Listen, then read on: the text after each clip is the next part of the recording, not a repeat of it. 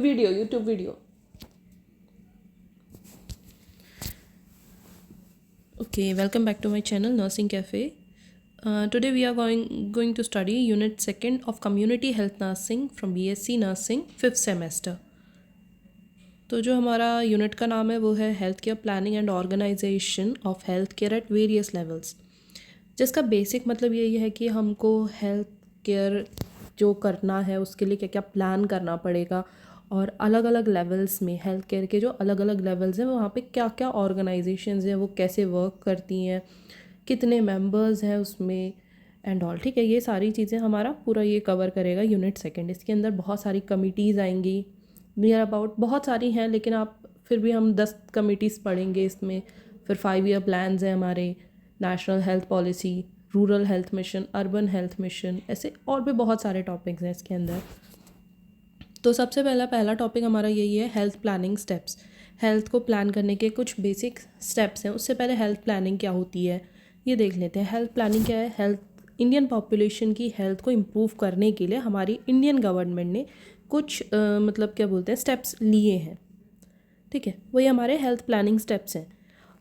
और वो Indian government ये भी चाहती है कि जो हमारा सिस्टम जो है, हमारे जो हेल्थ केयर सिस्टम है, वो लोगों को हेल्थ केयर सर्विसेज बहुत एक्सेप्टेबल लगे, लोगों को तक पहुंच सके। ठीक है, 3 बेसिक चीज़ें, एक्सेसिबल, एक्सेप्टेबल और ये कॉस्ट इफ़ेक्टिव होना चाहिए ताकि हर कोई इसका इस्तेमाल कर सके। तो इसके कुछ बेसिक 8 स्टेप प्रोसेस हैं। जैसे कि हम उसमें पढ़ते हैं एनसीपी में 5 स्टेप प्रोसेस होता है, assessment, diagnosis, planning, implementation and evaluation. तो सेम वैसा ही है बट थोड़ा बहुत आगे पीछे है। आगे पीछे इन द सेंस कि कुछ एडिशन हुआ है। सबसे पहले आप किसी भी कम्युनिटी सेटअप में जाओगे तो सबसे पहला हमारा काम होता है एनालाइज करना उस सिचुएशन को, तो वो हमारा पहला स्टेप हो गया। ठीक है, जो कम्युनिटी सेटअप है उसे एनालाइज करना कि वहाँ पे कैसी बीमारियाँ ज़्यादा है क्या नहीं है, ये सारी चीज़ें। फिर उसके बाद है हमने गोल्स और ऑब्जेक्टिव्स को इस्टेब्लिश करना है कि हम इस कम्युनिटी सेटअप में आए तो हैं, तो हमारा इधर क्या रोल है या हमने क्या क्या करना है। यहाँ पे हम अपने कुछ गोल्स इस्टेब्लिश कर लेंगे, 1-2 नहीं, काफ़ी गोल्स हो सकते हैं, डिपेंड करेगा सिचुएशन पे। फिर इसके बाद हम देखेंगे रिसोर्सेज हमारे पास क्या अवेलेबल है, उन अवेलेबल रिसोर्सेज को एसेस करेंगे कि वो हमारे यूज़फुल है नहीं है। ठीक है, ये सारी चीज़ें जो भी रिसोर्सेज हमारे पास हैं या हमें रिक्वायर्ड है तो हम उस चीज़ को इन्फॉर्म करेंगे। फिर इसके बाद है जैसे कि हम गोल में क्या करते हैं, किसी एक जो प्रायोरिटी है उसे फिक्स करते हैं और उसको हम रिड्यूस, जैसे मान लो हाइपोथर्मिया हो गया, किसी पेशेंट को फीवर आ रहा है, तो हमारा मेन काम क्या है, उस फीवर को रिड्यूस करना उस कंडीशन के अकॉर्डिंग। ठीक है, तो प्रायोरिटी फिक्स करना है। फिर उसके बाद हमने क्या करते हैं, एनसीपी में भी प्लान जनरेट करते हैं, मतलब इंटरवेंशन करते हैं। तो सेम यहाँ पर भी हमको प्लान बनाना है कि हमने जो हेल्थ केयर को इम्प्रूव करने के लिए जो जो प्लानिंग्स होती हैं वो प्लान बनाना है ताकि हम उस चीज़ को फिर इम्प्लीमेंट कर सकें। तो 6th हमारा जो स्टेप है वो है प्रोग्रामिंग एंड इम्प्लीमेंटेशन। तो हमने उस चीज़ को प्रोग्राम करके इम्प्लीमेंट करना है। नेक्स्ट है मॉनिटरिंग। अब हम इम्प्लीमेंट कोई चीज़ कर रहे हैं तो हमने उन चीज़ों को मॉनिटर भी करना है कि वो जो हमने इम्प्लीमेंट किया है उसकी इफ़ेक्टिवनेस कितनी है, वो कितना ज़्यादा इफ़ेक्ट कर रहा है लोगों को, ये सारी चीज़ें अफेक्ट कर रहा है। लास्ट इसमें है इवैल्यूएशन कि हमने जो भी प्लान करके इम्प्लीमेंट किया, मॉनिटर किया, उसका क्या आउटकम निकला है। ठीक है, तो ये हमारे 8 स्टेप प्रोसेस था हेल्थ प्लानिंग के लिए, हेल्थ केयर प्लानिंग के लिए।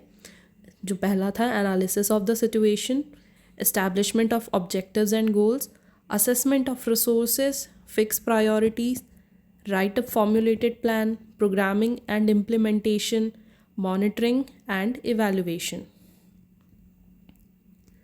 फिर इसके बाद है हमारा health planning in India.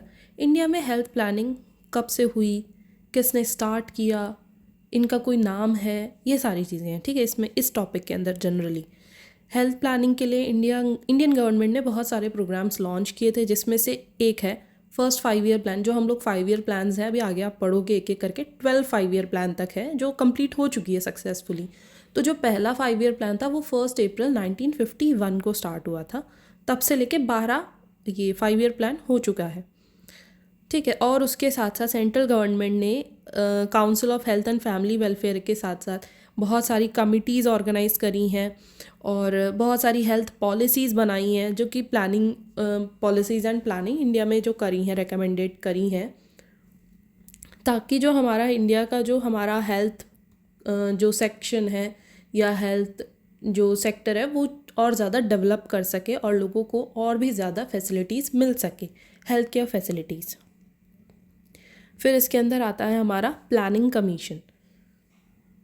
Planning commission जो था ये हमारे गवर्नमेंट ऑफ इंडिया द्वारा 1950 मार्च 1950 में 15 मार्च आई गेस इसका डेट आगे है, जब हम नीति आयोग प्लानिंग कमीशन और थोड़ा डिटेल में पढ़ेंगे तो वहाँ पर इसके बारे में और डिटेल है। मेरे अकॉर्डिंग तो शायद 15 मार्च 1950 को ये प्लानिंग कमीशन क्या बोलते हैं एस्टैब्लिश करा गया था, ताकि हमारा जो रहने का जो लिविंग स्टैंडर्ड है उस चीज़ को और ज़्यादा इम्प्रूव कर सके, एफिशिएंट बना सके, ठीक है। और जो कंट्री में जो प्रोडक्टिविटी है, चाहे वो क्या बोलते हैं ये एग्रीकल्चरल जो प्रोडक्टिविटी है उसे हम इंक्रीज़ कर सके, रिसोर्सेज जो है उसको और ज़्यादा हम यूज़ कर सकते हैं एफिशिएंटली, ठीक है। उसके अलावा एम्प्लॉयमेंट सबको मिल सके, ऐसे और भी बहुत सारी सर्विसेज हैं जो हमारी इस प्लानिंग कमीशन के अंडर में था, ठीक है। इनने ये सारी चीज़ों को सॉल्व करने के लिए इस प्लानिंग कमीशन को मार्च 1950 में इस्टेब्लिश किया था।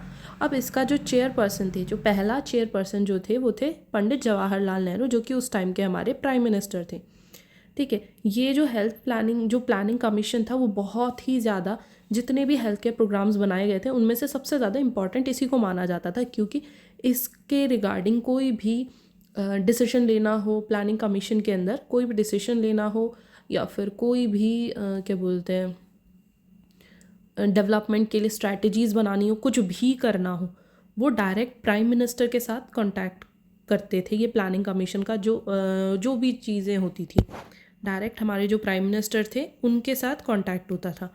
तो इनको भी हम प्लानिंग कमीशन को भी इनने डिवाइड कर दिए कुछ सेक्टर्स में, सब सेक्टर्स में, ठीक है। तो उनने 7 सब सेक्टर्स में इनको डिवाइड कर दिया कि इन लोगों ने 7 अलग अलग एरियाज़ पे काम करना है प्लानिंग कमीशन के अंदर में। सबसे पहला था हमारा वाटर सप्लाई एंड सैनिटेशन, कि साफ़ पानी सबको मिल सके, अच्छा स्वच्छ पानी सबको पीने को मिले। फिर था कम्युनिकेबल डिजीज़ यहाँ पे है कि प्रिवेंट करना है, ठीक है, कि हमने कम्युनिकेबल डिजीज़ जितना हो सकता है प्रिवेंट करना है थ्रू वैक्सीनेशंस हो गए, इम्यूनाइजेशंस हो गए, ठीक है। इन सब के मदद से या फिर हम अवेयरनेस जो क्रिएट करते हैं इन सब चीज़ों की मदद से। फिर इसके बाद है medical education training and research. इसमें ये तीसरा सेक्टर है हमारा, सब सेक्टर है, जिसमें इन्होंने फोकस किया था कि जो उस टाइम पे 1950s के टाइम पे हमारे इंडिया के अंदर बहुत हॉस्पिटल्स नहीं थे, ना ही ट्रेन स्टाफ था हमारे पास, बहुत शॉर्टेज थी बहुत ज़्यादा। उसके साथ ही साथ कोई रिसर्च ऐसा पर्टिकुलर नहीं होता, एक आधी थे हमारे उस टाइम पे इंडिया में, उससे ज़्यादा कुछ नहीं थे। तो उन चीज़ों को और डेवलप करने के लिए, ताकि हर किसी इंसान को हेल्थ केयर फैसिलिटीज़ मिल सके, प्राइमरी हेल्थ केयर फैसिलिटीज़। तो इसीलिए मेडिकल एजुकेशन के अलग अलग कॉलेजेस खोले गए, बहुत सारे कॉलेजेस खोले गए, ट्रेनिंग करने के लिए अलग अलग कोर्सेज बनाए गए, ठीक है। ये जैसे बीएससी नर्सिंग हो गया, हमारी गवर्नमेंट, इंडियन गवर्नमेंट ने नहीं खोजा था, लेकिन उनको हमारे इंडिया में लेकर आए, ठीक है। चाहे वो बीएससी नर्सिंग हो, जीएनएम हो, एएनएम हो, ऐसे आशा का जो कॉन्सेप्ट है, ये सारी चीज़ें लाए। उसके साथ ही साथ रिसर्च होने लगे, इनोवेशंस हमारे मेडिकल फील्ड में होने लगे, ठीक है। बहुत सारी जैसे सर्जिकल इक्विपमेंट्स हो गई, बहुत सारी जो आजकल बनी है हमारी, तो ये। उसके साथ ही साथ हमारा 4th सब सेक्टर था क्यूरेटिव सर्विसेज, जैसे हॉस्पिटल्स हो गए, पीएचसीज हो गए, सब सेंटर्स हो गई, कम्युनिटी हेल्थ सेंटर्स हो गई, इनको भी एस्टैब्लिश करना, ठीक है, ताकि लोगों तक जो बेसिक हेल्थ सर्विसेज हैं वो प्रोवाइड कर सके हम। फिर नेक्स्ट हमारा सब सेक्टर है पब्लिक हेल्थ सर्विसेज, कि जो पब्लिक हेल्थ सर्विसेज हैं वो हम प्रोवाइड कर सके लोगों को, ताकि पब्लिक को जो एक फर्स्ट उनका जो होता है ना फंडामेंटल राइट हेल्थ का, वो उनको मिल सके। फिर आता है फैमिली प्लानिंग। अब 1947 जब इंडिया इंडिपेंडेंट हुआ था उस टाइम पे हमारी जो पॉपुलेशन थी इंडिपेंडेंस के बाद बहुत ज़्यादा रैपिडली ग्रो कर रहा था, मान लो दुगनी स्पीड से बढ़ रहा था, 1.2 की स्पीड में बढ़ रहा था।